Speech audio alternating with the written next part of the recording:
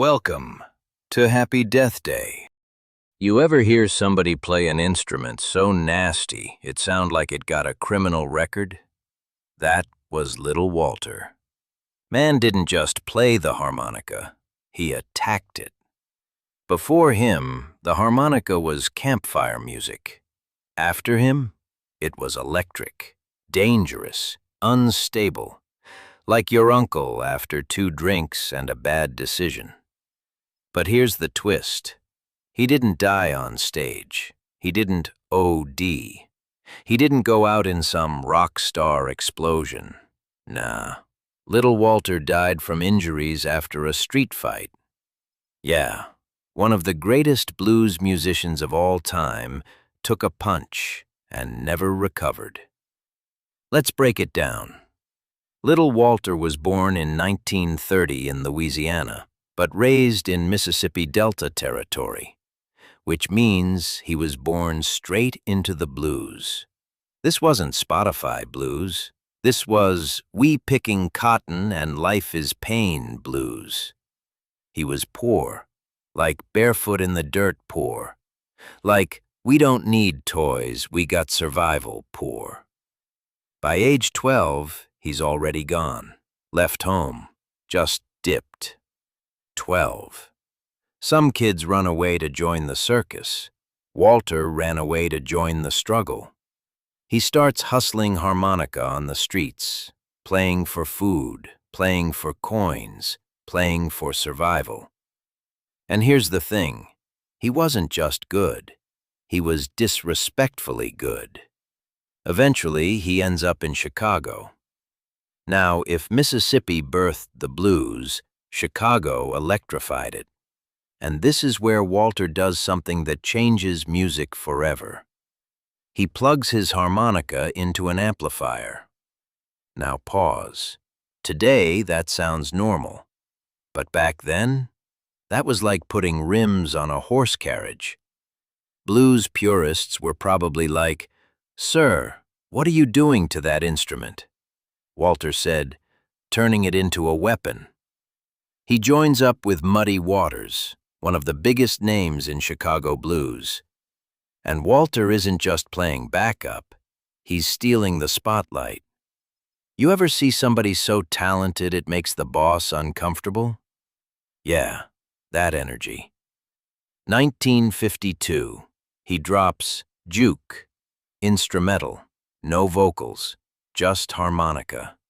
And it hits #1 on the R&B charts. Let me repeat that. A harmonica instrumental topped the charts. That's like a triangle solo going platinum today. Little Walter becomes the biggest harmonica player in the world. He's flashy, he's aggressive, he's confident. Man used to hold the harmonica in his mouth with one hand behind his back like he was dueling somebody. But here's the problem. He also had a temper, and a drinking habit, and a don't look at me wrong personality, which is a dangerous combo. Walter was known to fight, a lot. Clubs, streets, backstage, doesn't matter. If you bumped into him wrong, it might turn into a boxing match. He carried pistols sometimes. He once allegedly pulled a gun over a performance dispute. Bro was talented, but volatile. And here's the dark part about genius like this. Sometimes the same fire that fuels the art burns the artist. The 60s hit. British bands like the Rolling Stones start worshiping Chicago blues. Rock and roll is blowing up. But Walter? He's fading from the spotlight. Still respected, still feared, still dangerous, but not the new shiny thing anymore. And that eats at people. February 1968. Little Walter gets into a fight outside a Chicago nightclub. Not some legendary mob hit, not a dramatic showdown, just a regular street altercation. Punches thrown. He gets hit. At first, it doesn't even seem that serious. But days later, complications set in. Brain injuries, internal damage. And on February 15th, 1968, little Walter dies, age 37. 37. That's it. All that genius, all that innovation, ended by a random fight. No grand finale, no spotlight goodbye, just silence. But here's what makes this story powerful.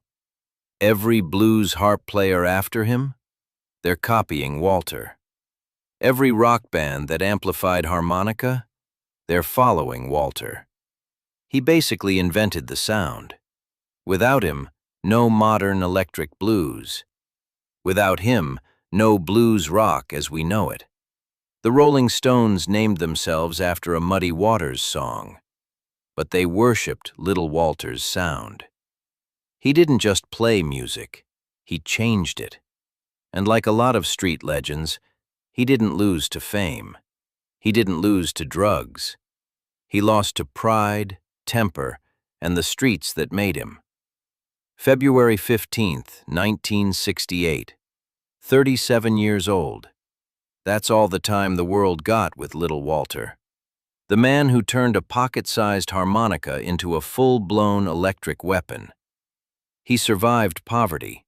He survived the Delta. He survived Chicago club wars. But he didn't survive one street fight. That's the cold part about life.